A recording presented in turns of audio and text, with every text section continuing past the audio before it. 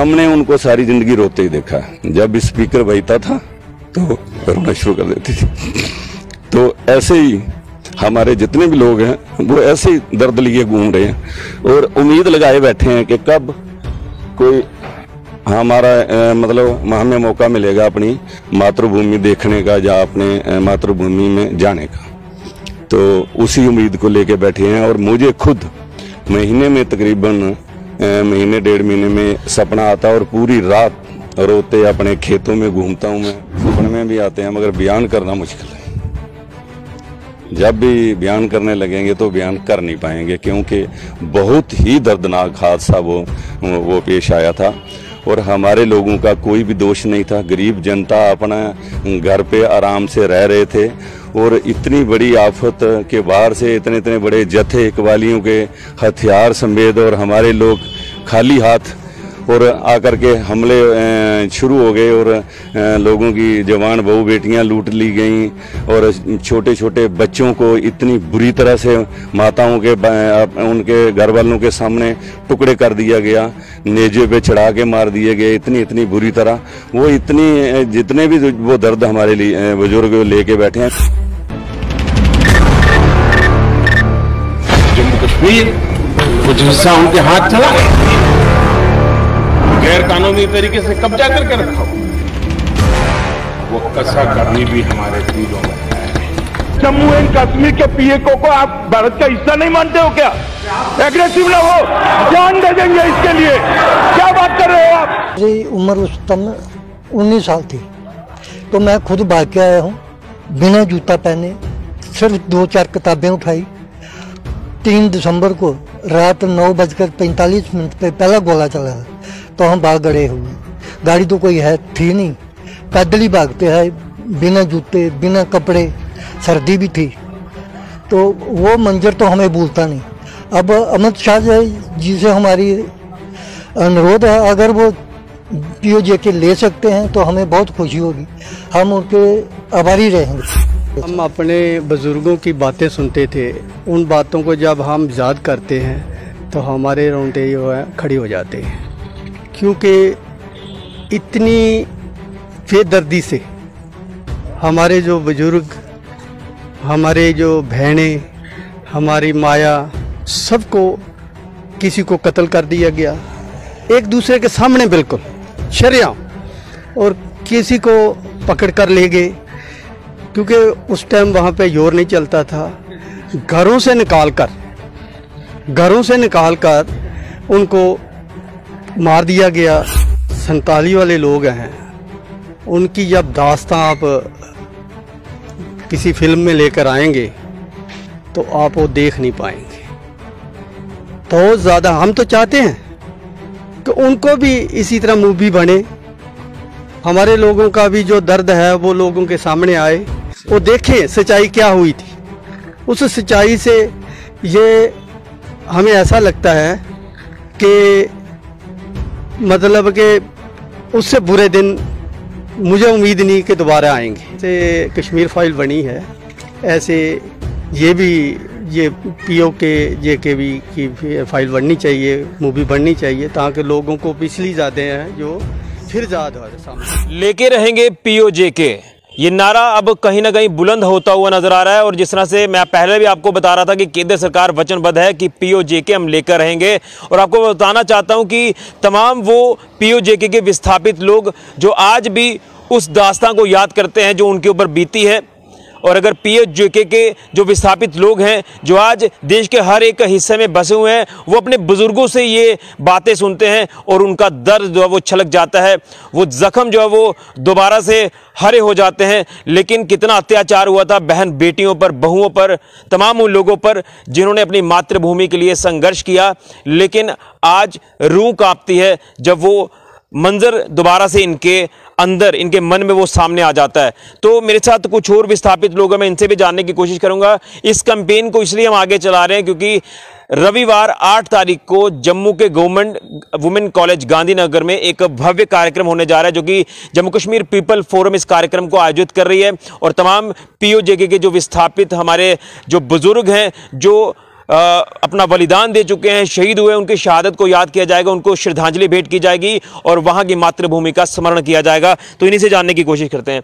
मैं आपसे जानना चाहता हूँ, क्या कहेंगे, उस मंजर को किस तरह से याद करते हैं? आप अपने बुजुर्गों से भी बातचीत करते होंगे, जैसे मैंने सबसे ये कोशिश की है उस दर्द को सामने लाने की। क्या कहेंगे, वो मंजर, वो सीन तो कुछ सामने आते होंगे आपके?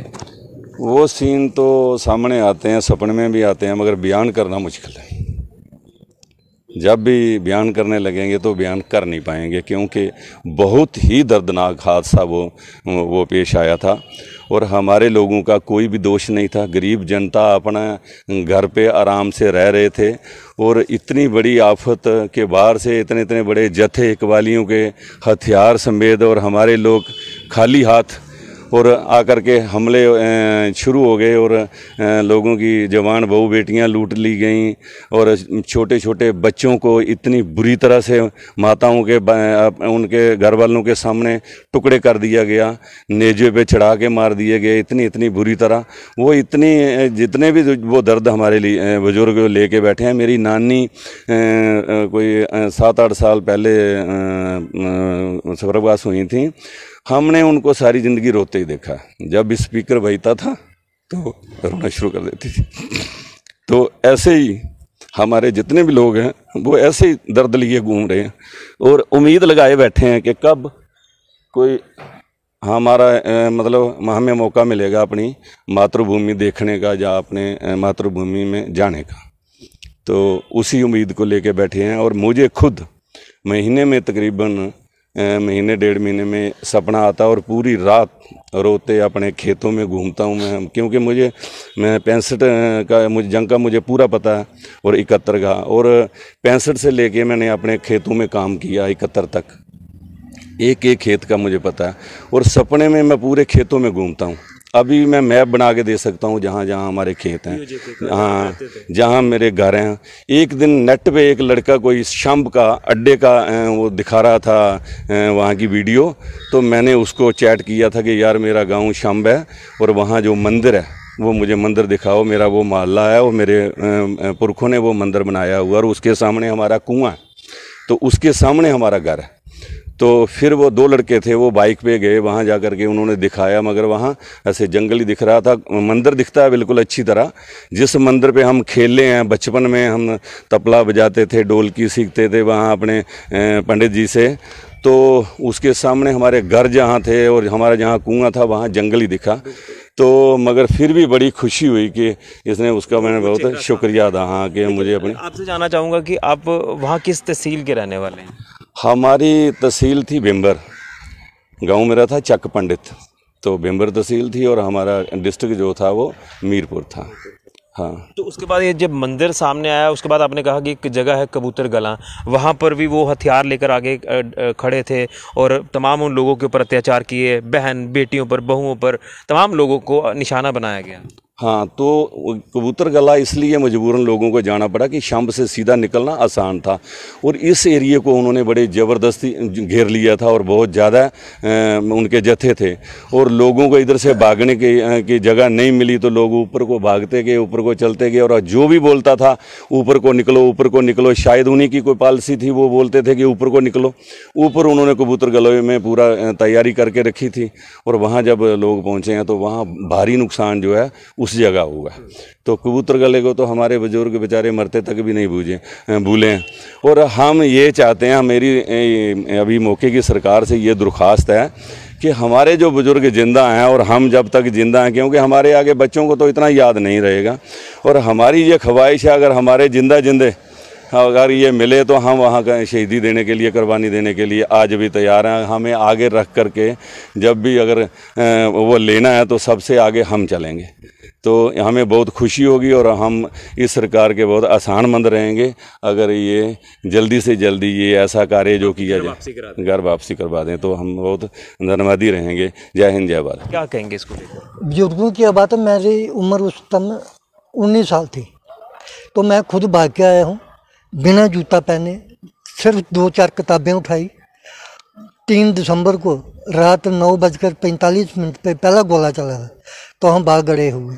गाड़ी तो कोई है थी नहीं, पैदल ही भागते हैं बिना जूते बिना कपड़े, सर्दी भी थी, तो वो मंजर तो हमें भूलता नहीं। अब अमित शाह जी से हमारी अनुरोध है, अगर वो POJK ले सकते हैं तो हमें बहुत खुशी होगी, हम उनके आभारी रहेंगे सदा। यानी आप खुशी खुशी घर वापस जाना चाहते हैं। हाँ। तो मेरे साथ बुजुर्ग हैं गुरदेव सिंह जी, जो कि रामगढ़ के रहने वाले हैं, ये POJK के विस्थापित हैं। इनसे जानने की कोशिश करूंगा कि ये भी अपने बुजुर्गों से सुनते होंगे उस समय के हालातों के बारे में और कितने अत्याचार हुए, ये इनकी जुबानी हम सुनना चाहते हैं, क्योंकि आज विस्थापित हुए 75 वर्ष पूरे हो रहे हैं और आज़ादी के भी 75 वर्ष पूरे हुए हैं। तो मैं आपसे जानना चाहता हूँ किस तरह से उन दिनों को आप याद करते हैं, वो दिन जब अत्याचार हुए, आपको वहाँ से बाहर कर दिया गया, आज आप विस्थापित हैं। तो आज लगातार हम बात तो कर रहे हैं कि POJK हम लेकर रहेंगे, लेकिन मैं आपसे जानना चाहता हूँ कि आप अपने बुजुर्गों से किस तरह से आप सुनते थे वहाँ के वो पल, जिसको लेकर आज भी आपके रोंगटे खड़े होते हैं। जब हम अपने बुजुर्गों की बातें सुनते थे, उन बातों को जब हम याद करते हैं तो हमारे रोंगटे जो है खड़े हो जाते हैं, क्योंकि इतनी बेदर्दी से हमारे जो बुजुर्ग, हमारे जो बहनें, हमारी माया, सबको किसी को कत्ल कर दिया गया एक दूसरे के सामने बिल्कुल शरेआम, और किसी को पकड़ कर ले गए, क्योंकि उस टाइम वहाँ पे जोर नहीं चलता था। घरों से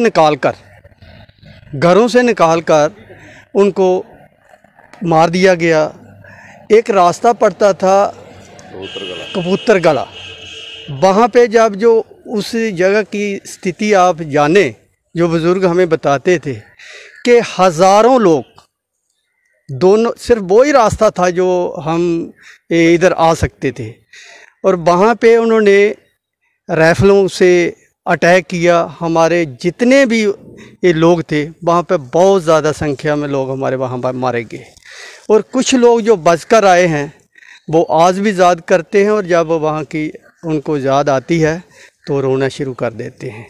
आज भी हमारे बुज़ुर्ग जो हैं उनके दिमागों में आप आज की बात पूछें तो उनको याद नहीं रहती है, जो पुरानी यादें हैं वो ही बताते हैं। हमने वहाँ पे हमारे साथ क्या हुआ, पुरानी जगह हमें किसने मारा, हमारी बहन को कैसे मारा गया, कैसे हमारी दादी को खींच कर ले गया, हमारे भाई को कैसे मार दिया गया, ये सब चीज़ें उनको अभी भी याद हैं, लेकिन यहाँ की आज की बात है वो याद नहीं उनको आती है।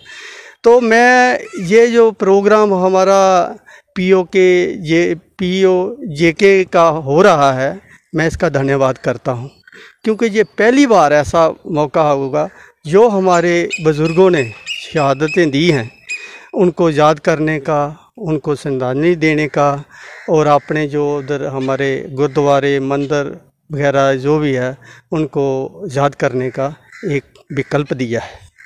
मैं आपसे जानना चाहता हूँ, कश्मीर फाइल्स अभी हाल ही में एक फ़िल्म आई है जिसमें कश्मीरी विस्थापितों का दर्द छलकाया है, उनको उनके ऊपर जो अत्याचार हुए वो दर्शाए गए हैं। क्या आप इसको लेकर क्या कहेंगे कि क्या POJK को लेकर भी कोई इसी तरह से फिल्म आनी चाहिए सामने, जिसमें विस्थापितों का दर्द जो है वो दर्शाया जाए, ताकि संदेश जाए कि वाकई में कितने अत्याचार उनके ऊपर हुए? मैं आपको ये एक क्लियर बात बताता हूँ कि जो 47 वाले लोग हैं उनकी जब दास्तां आप किसी फिल्म में लेकर आएंगे तो आप वो देख नहीं पाएंगे। बहुत ज़्यादा हम तो चाहते हैं कि उनको भी इसी तरह मूवी बने, हमारे लोगों का भी जो दर्द है वो लोगों के सामने आए, वो देखें सच्चाई क्या हुई थी। उस सच्चाई से ये हमें ऐसा लगता है कि मतलब कि उससे बुरे दिन मुझे उम्मीद नहीं कि दोबारा आएंगे।